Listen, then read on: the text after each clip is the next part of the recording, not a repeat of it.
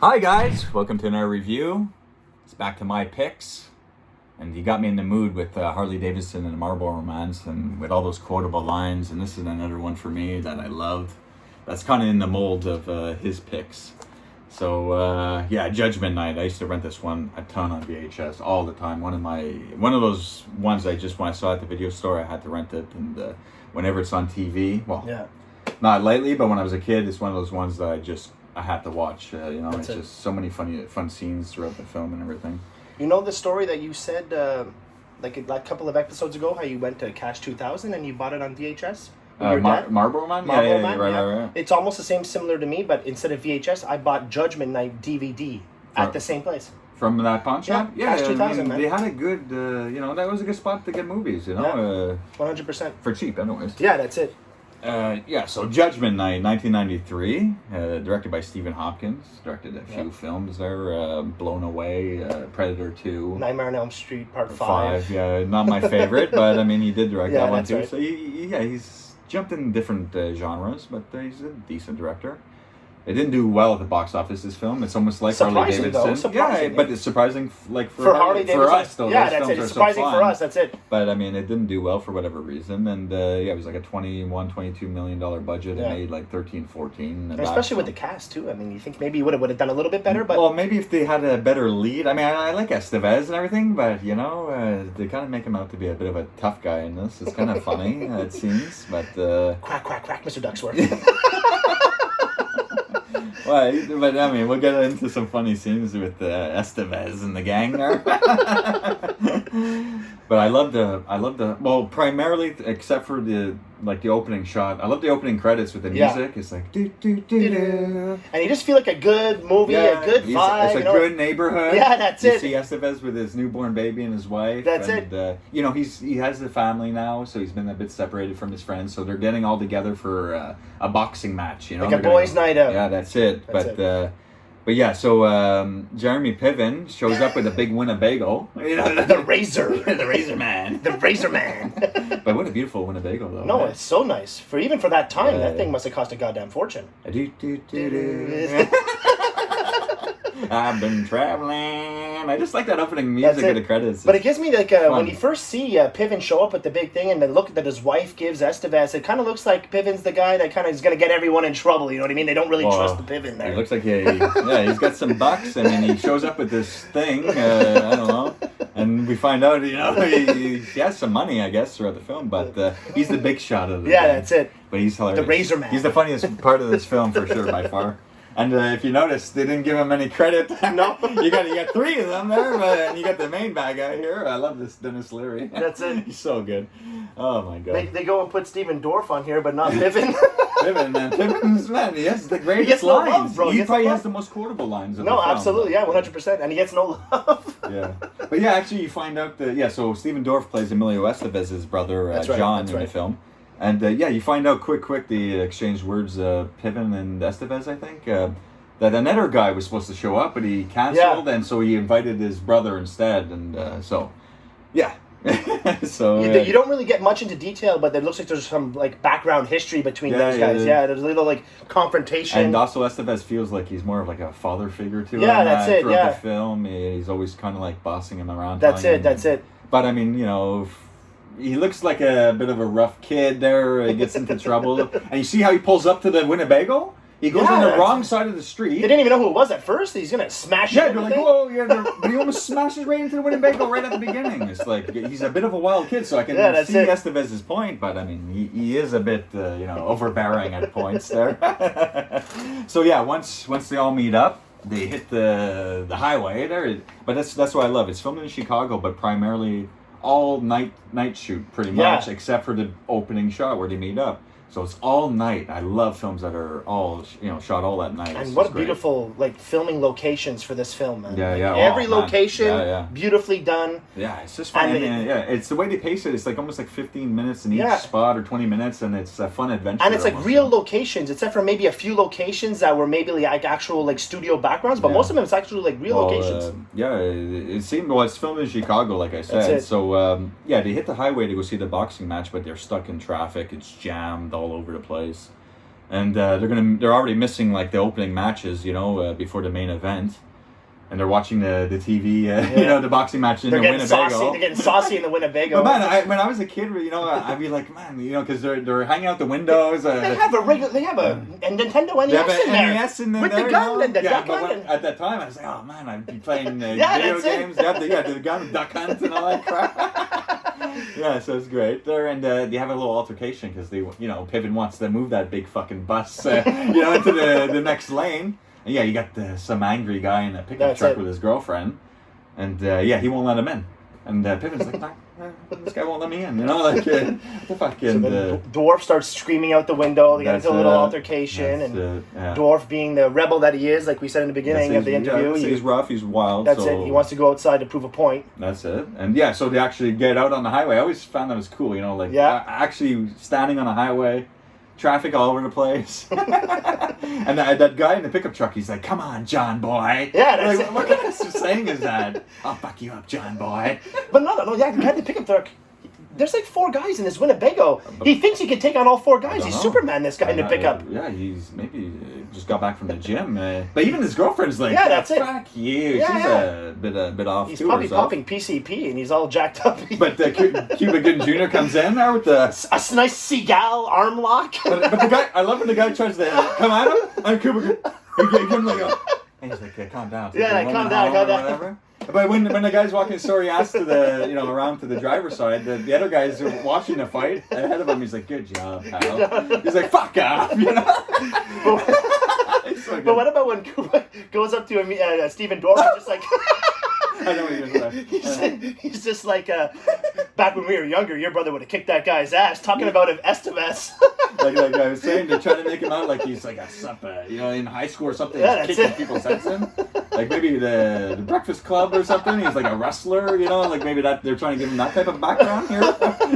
But yeah, making him look like he's some kind of badass. Estevez, doesn't scare many people, but in this film, he's supposed to be the big hero, the big tough guy. Especially at the end, I love the ending when oh my god, we'll get to it, but oh my god, but even when the guy goes back into his pickup truck, he's.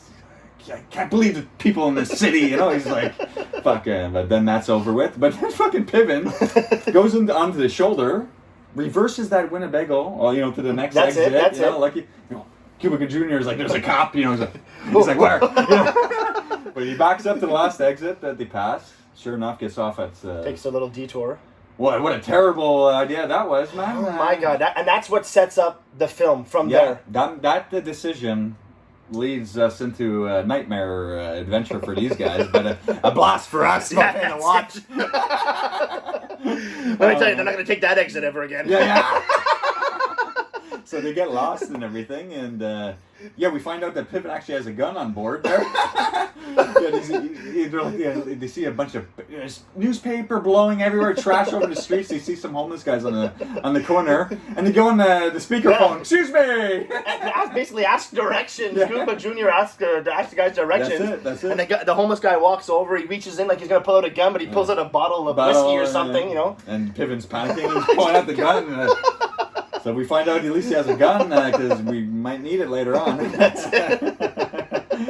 Yeah, so they're detouring through the crappy, we don't exactly know what area, but we got to be close to Cabrini Green because we get into actual real location, Cabrini Green, almost like... Candyman. It was like the year later. It was filmed the year later. So and what a place to film because apparently in this movie there was a gunshot during the roof scene which we'll touch on later. There was a gunshot, a kid got killed, and it's a rough neighborhood, and I heard stuff like that with Candyman as well. Yeah, guns going off, problems with gangs. It's crazy. But it's great that back in these days they would actually still go and film there. It makes it more real, and it feels real, man. No, especially but we'll get to all that scenes there, but. So they take a detour, they're all lost, and then they hit someone.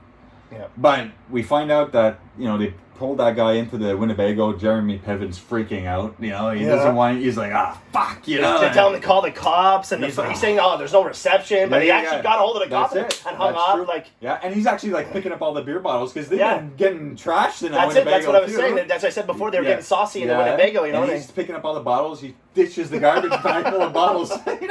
I had more trash than that area. But they pull that guy into the Winnebago, and they find out that he's actually been shot, and he has a bag full of money, blood on the money, and stuff like that. So Piven's like, oh, come on, he's been shot. We can't do anything. They should have maybe left him because Piven had a point for maybe leaving him because we find out that there's some pretty nasty guys chasing that guy down. It. Led by Dennis Leary. I mean, I find he's a great comedian. Yeah, he played a great role too. He had some comedic lines. He had some serious lines. He's the type of comedian that could play dark, serious roles because he's a rough, dark comedian, even with his just his comical acts. Before he started making movies. I love him in the movie The Ref with Kevin Spacey. It's like a Christmas type of movie. I never seen it. Oh man, you gotta watch that one. We'll get to that one sometime. It's a fun comedy. It's a Christmas movie too. Okay, perfect. But he plays, he's hilarious in that film, man. But also his goon guys, he has 3 guys following him.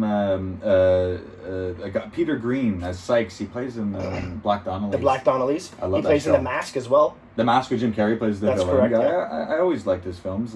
Black Donnellys is a great TV show for one hit. Season, man. Like a one season hit wonder. I have it. I have the season 1. It's great. It's very good. Yeah, if you haven't seen that show, it's a very good one season, and crazy. Yeah, maybe one day we'll review the season. Yeah, it'd be fun. It'd be definitely fun to check that out. And then you got this was always so weird to me at the time. It was a singer for House of Pain plays Rogue. Yeah, that's correct. That's Everlast. Correct. Now, right? He's the singer for House of Pain, and he became Everlast later on, like a one guy show. Yeah, he wears like a winter hat throughout the film. Yeah, that's it. Nose ring, like that. Yeah. He actually looks like a gangster part, but he actually plays the part well. Like he fits the bill.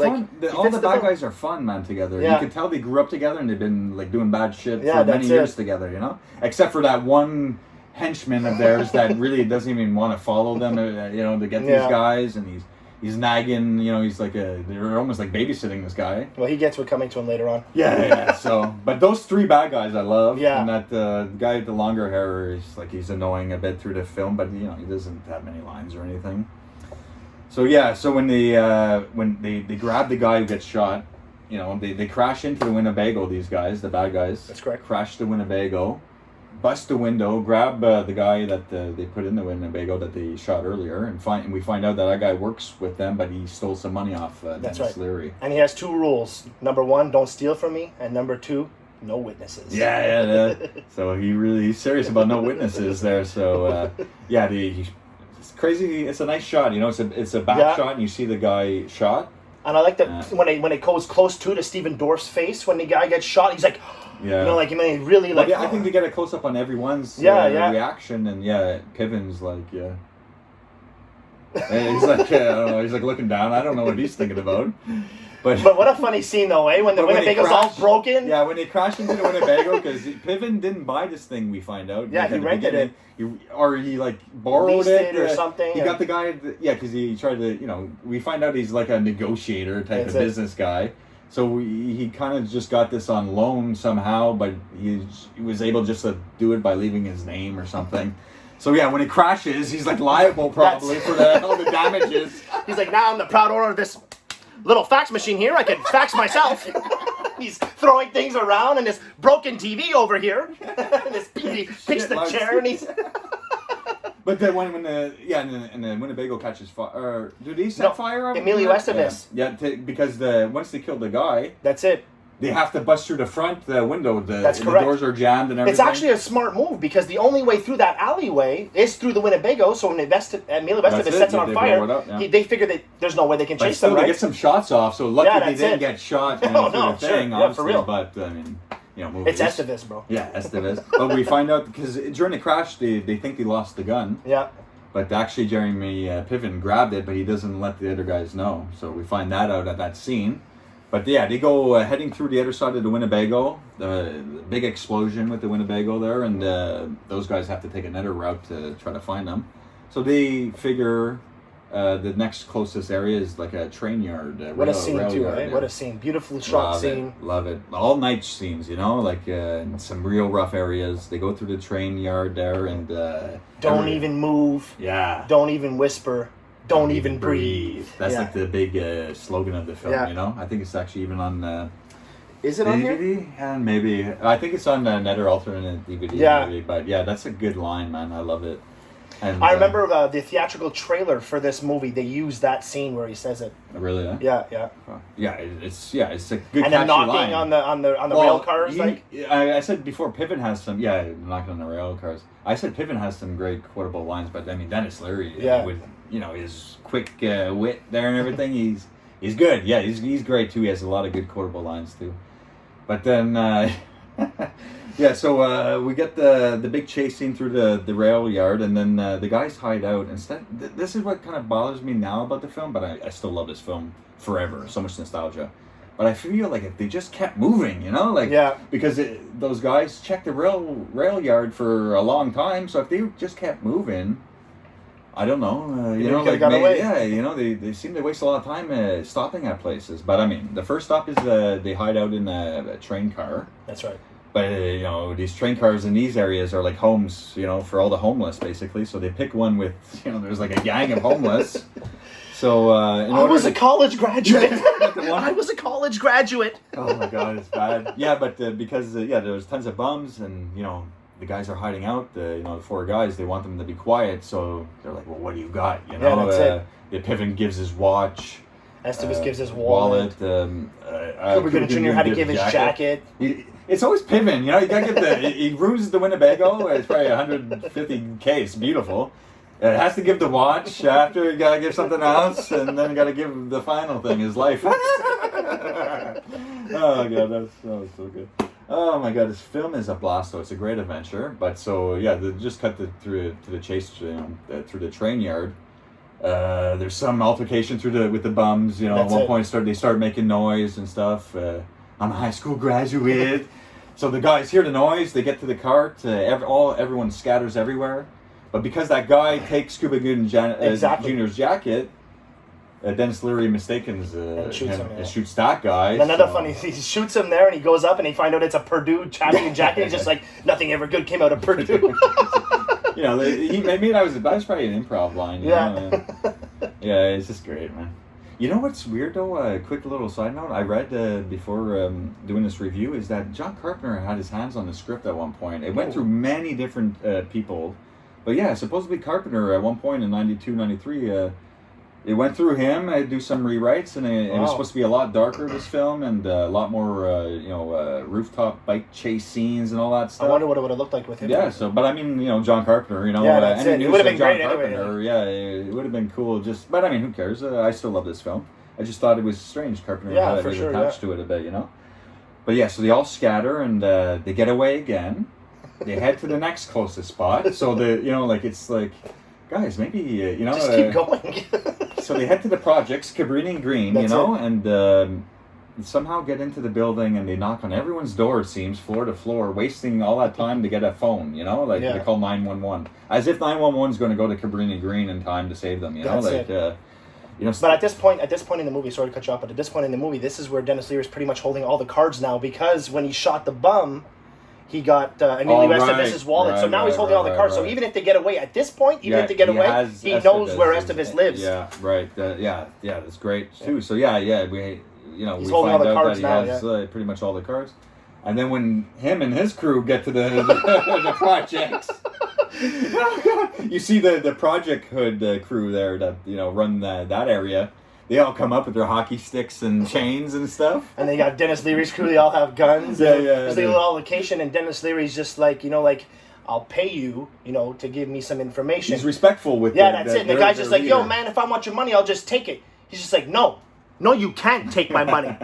But you can take my money. I love that. Yeah. And he shows the money to the guy, and the guy's just like, "Oh, there's blood on that money." He's just like, "Have you seen any that hasn't?" It's just a great line, a great scene altogether. Especially those types of people, it's all blood money. It's like, who cares? Just take it.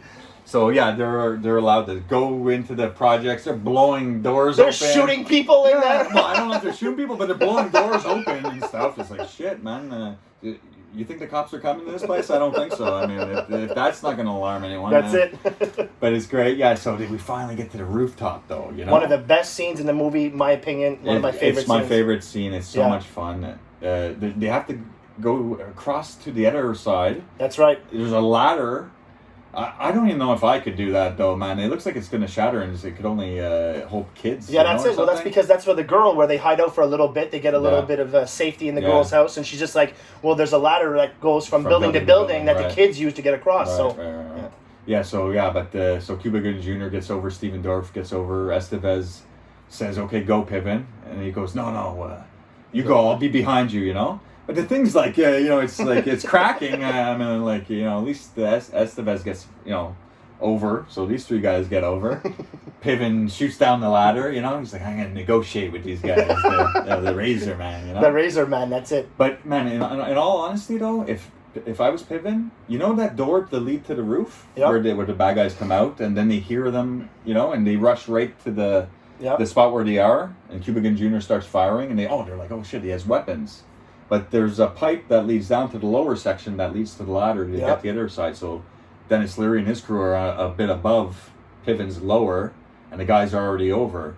But if I was Piven, I would have hid above the door where they came out. They would have heard the guys already across. They would have rushed over, lowered themselves, and I would have went down through the door, through the projects, and ran my sweet ass home, But that's just me, Yeah, this guy wants to negotiate, okay, by all means. So we get that beautiful scene with Piven. They're trying to negotiate with Dennis Leary. I mean, it's gold. The whole scene is gold. The part where he talks about his shoes. Are those Italian? Italian running shoes. They're doing me pretty good all night. He's saying... But he offers them $100,000. That's it. So he gets their attention. He gets talking. He's doing good negotiating, and the guys on the other side. He's just like, "Oh God, he's doing good." He's gonna do it. He's gonna do it. He's giving him like thumbs up. Everything's good. He gives him his ring. Like I was saying. Worth $15K. Yeah, it's retail $15K and all this garbage. But for you guys, a down payment. The money tomorrow. And then Leary starts going off how much he hates rich people and all this, and Piven $200,000. $200,000. Shuts him up for a little bit. And then, okay, we got a deal. Yeah. Everything's okay. I'm going to get off this roof in one piece. Oh, yeah, you are. Oh, yeah, you are. He's going to take They're fucking screaming. He goes flying off the roof, man. And Cuba Gooding Jr. starts fucking firing, man. And there's a nice little showdown because they start running, down the stairs. We got to get out of here. Steven Dorff, Gooding Jr., and Estevez and Dennis Leary have like a good look, across the roofs, and so then they get out of the project roof scene, head to the sewers. But I always thought it was weird, Everlast, when they're running after them and they're on the floor at the ground level, and they're hiding out in the sewers. He flicks the ring that Ray gave them. He flicks back the ring towards his dead body down below. So you get one last shot of Jeremy Piven, and blood all over him. And it's a beautiful shot though. The ring rolling past his blood and his face, and he's looking. But I'm like, fuck, $15K, you just shot away. I would have kept that ring. Well, someone in the project's going to find that quick. No, for sure. They're probably going to check that. They're not going to care if there's blood on that. Oh no. That's it. You ever see any that didn't? The sewer scene is kind of where it changes a bit. It's really fun. They hit to the sewer scene. It's got to be a set. Because this sewer is. It looks really great. It looks great. It looks like it's going to be actually a real sewer. But for health reasons, it can't be a real sewer. So, no, for sure. I guess that's where most of the budget went, making that sewer look so real. Probably. I mean, they had real rats in there. And but all the scummy on the ladder. Yeah, that's it. The water's pouring on them and stuff, so it's sewage water. It can't be. No, it can't be real. But it's a great set piece. It's a great. I love that location. In the sewer. You said, that's probably where most of the budget went. Yeah, that's it. But then that's where Peter Green, though, Sykes' character, sneaks up on Cuba Gooding Jr. It's kind of a corny scene. He had about 5 minutes to blow him away. He shot him from when he first saw him. And then Estevez, he doesn't hear him trotting after him through the water. He just shows up and saves the day. Well, it's Estevez, man. He's got ninja-like skills. So it's a bit cheesy there, but I still love the film. I don't give a crap. But what 90s movie in that genre doesn't have cheese? Always early cheese in this film. It. But I love when, so they kill, Cuba Gooding Jr. shoots Sykes. That's right. They head up at the main level there, and Dennis Leary and Everlast and that Edersod guy that you have, that kind of annoys me. find their buddy Sykes. That's right. And the guy that annoys us starts bad-mouthing, oh, it's, now your buddy's dead, are you happy? And that's where he gets what he gets, like I said in the beginning. Yeah. He gets what he gets. And Dennis Leary's like, oh, you let this happen, eh? Elbows him in the nose, gets him in the water. Yap, yap, yap, I had a guy like that in prison, who just talk about the security, yap about the food, yap about this, yap about that, yap, yap, yap. And Everlast finally takes off the winter hat. Yeah, that's it. And he's like, I don't think he's getting up. He definitely ain't getting up. So they're down to 2 bad guys, 3 good guys. They hide out in like an abandoned area for a bit. I mean, again, keep moving. That's right. I don't know, They come out when a bus shows up. They go running after the bus, hey, yeah, come pick us up. The bus driver's like, no, thank you. They think it's like some crackhead. Crackhead's trying to jump on the bus. You know what this feels like for me, now that we're talking about it? And this is the first time I'm making this connection, but it feels like a Warriors movie. Are you fucking... I've always felt like that. Yeah. That's so crazy you mentioned that. Yeah. It might be the exact same location, and where they're all... the turntable ACs where they're hitting on the bus and going after them. Yeah.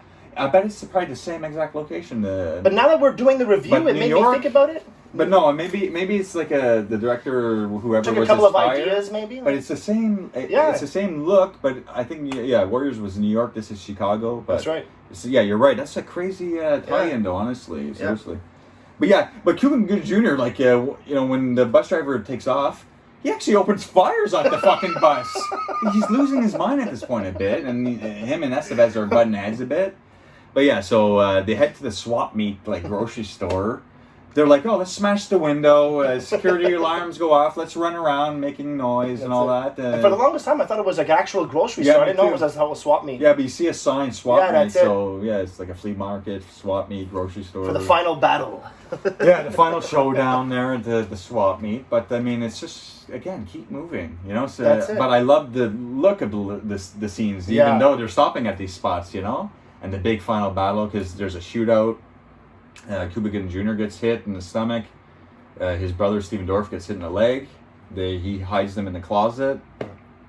When he sees Dennis Leary walking where he hid his friends, and he knows he might find them if he opens the door, he comes flying out. I'm over here, you fucking scumbag! That's where he's acting tough again. You fucking prick! And that's the guy that Goober Jr. was talking about. He was younger. That guy comes out. So we see the crazy Estevez, Emilio. But they have a great battle. He's choking Dennis Leary. They have a good fight. But he actually has Estevez down and out at one point. Oh, and I think he's like, I'm going to take a visit to your wife. He has the wallet still. That's it. And he kicks him in the ass, and his head goes right through the fucking display case, But then he talks about his family and stuff and everything. And he goes into Hulk Hogan mode, or he's fucking man. Dennis Leary's hanging from the fucking edge. He's like, help me. But why would Estevez grab his arm? Yeah. And he's like, I knew you'd do the right thing. And he's like pulling him. He wants to die with him. He's crazy. All his good friends are dead. He's like, fuck it, I'm gonna die with you, Estevez. He could have maybe. No. He's like, fuck you. He's probably trying to just get Estevez off too, whatever. But he goes flying down, man, Dennis Leary, and I like that where he's lying at the stairs at the bottom and everything. It's a great movie, great great nostalgic filming locations as well. I love all the stops they go to and all the look of and everything. Some great quotable lines. Oh yeah, still to this day. Yeah. Still a movie I watch a few times a year. It brings back all that nostalgic feelings. It's a great movie. Renting it tons of times at the video store. 100%. So for my first pick out of the 3, I had to come back and hit you with Judgment Night. So I hope you enjoyed this review. Yep. We'll be back soon with another one. So thanks for watching. See you in the next one. Take care, guys. Bye.